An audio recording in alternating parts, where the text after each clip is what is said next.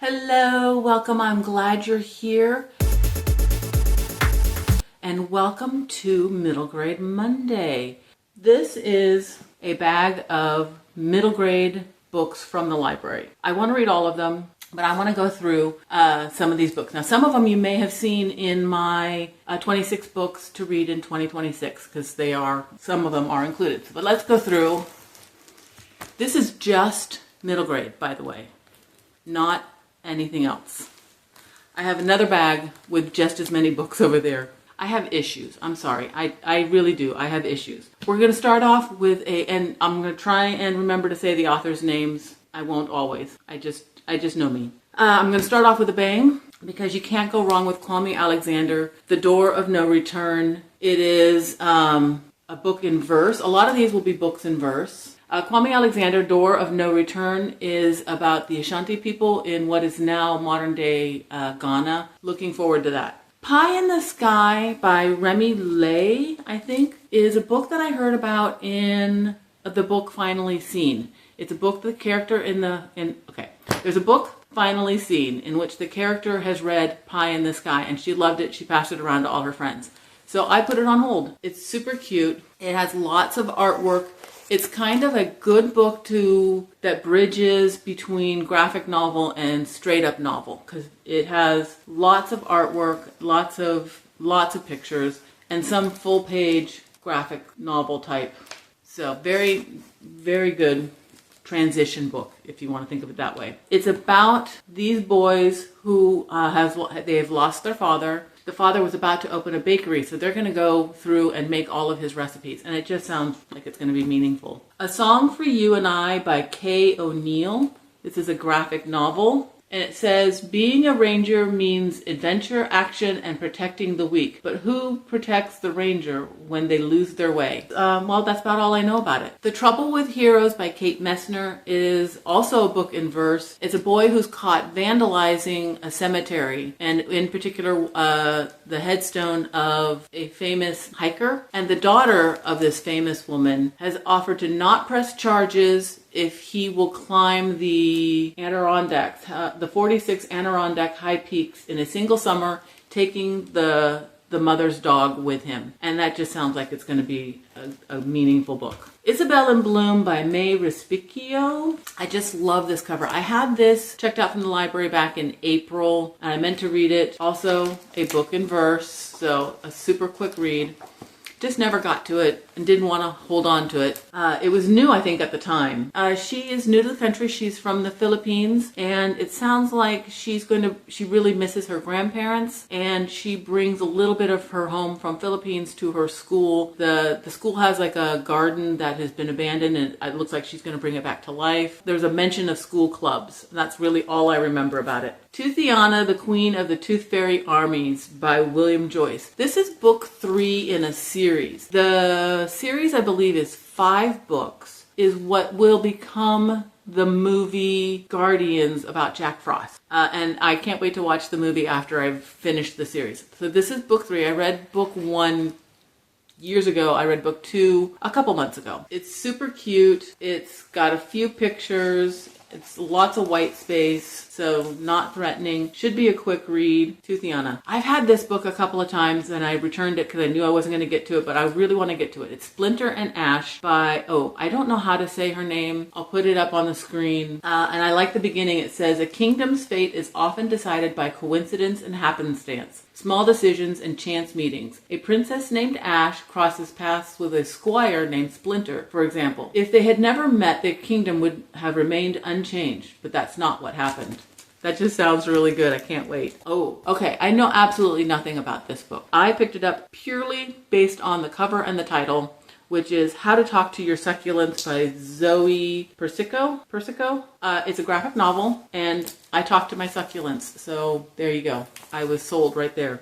I actually talk to most of my plants. Ink Girls is another book written by that same author. Cinzia is an apprentice to a printer and the printer has taught her to always tell the truth and always seek out secrets.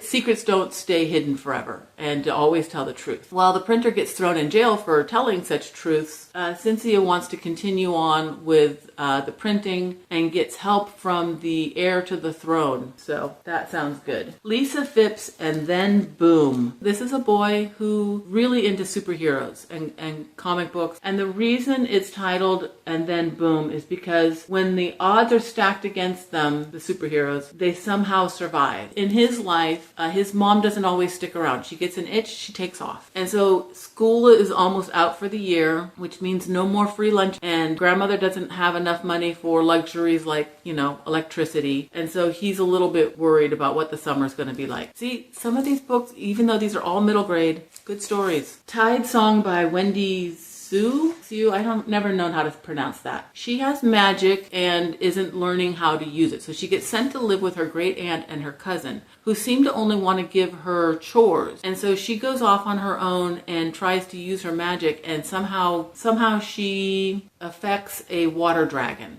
I forget what happens. I don't know what happens to the water dragon, but here's the water dragon. So, dragon, I'm sold. Olivetti. I almost bought this a couple of times by Ali Millington. Olivetti is a sentient typewriter. So Olivetti doesn't get used that much. And it's the mom of the family, I think it's Beatrice, who is the one that used to type on him all the time. And now she's gone missing, and he wants the son he starts typing messages to the son Ernest to help him find the mother. The Boy, the Mountain, and the Serpent Who Ate the Moon. I believe this is by somebody, Avendano Cruz. The first name is covered up. It says, living in the fear of the curse of the mountain that looms over their town, the people of Santo Cristo close their doors at sundown. The only time they brave the night is during the annual town fiesta, when the townfolk march in a solemn candlelit procession to pray for the dozens of people who have disappeared over the years. 3 kids, 2 siblings and a cousin, stumble across a mysterious bridge and into a long-forgotten island of myth. This book has been on my TBR list forever, my Goodreads. I Lived on Butterfly Hill by Marjorie Agosin? Sorry, I'm so bad at the names. My daughter read this. She really liked it. It's about Chile and when they're taken over by a military dictatorship. And that's really all I know about it. It's a big book, but yeah, my daughter enjoyed it, so I'm there for it. Nevermore by Jessica Townsend. The Trials of Morgan Crow is a book that I have heard of for years. I think this was 2017. People always say, oh, if you liked Harry Potter, you're going to like this one. It's a big, thick book, but apparently I have the large print edition. And all I know about it is Morgan awaits her fate. She is fated to die on her 11th birthday. Then a stranger, Juniper North, appears and whisks her away to the safety of a secret magical city called Nevermore, where she has to go through trials and she has to pass, because if she doesn't pass, she has to go back to her home and meet her fate. Just can't wait. It's a little bit scary looking, but it's large type. Now, this book I originally had in October because it is about haunting. It is called Too Bright to See by Kyle Lukoff. And it's a kid named Bug, 11-year-old Bug, who has always been aware of the cold draft that you walk through, or the doors that slam when they shouldn't have. There's no draft or anything. Suddenly there's a new presence. I think I'm getting all this right. Yes. But when a new presence makes itself known the summer before Bug starts middle school, it's clear that this spirit is intent on communicating something directly to Bug. But what? So that was supposed to be a Halloween book. Never did. This was also supposed to be a Halloween book. Last Resort by Erin Entrada Kelly, which this girl knows that she's a drama queen. She knows. She's trying to work on it. But then during the summer, her grandfather has passed and they have to go to Ohio to deal with his bed and breakfast, which is actually also a portal between the living world and the realm of the dead. And the last 2, Curious Vanishing of Beatrice Willoughby by G.Z. Schmidt. I like the start of this. It says, 1 week before All Hallows Eve in a tiny mountain town of Nevermore, an unexpected party invitation is issued to an eccentric group of townspeople. Among them is an heiress, a spy, an alchemist, a thief, an imposter, a hypnotist, and a child. Each of them has a story, each of them knows a secret, but which of them is responsible for the curious vanishing of Beatrice Willoughby?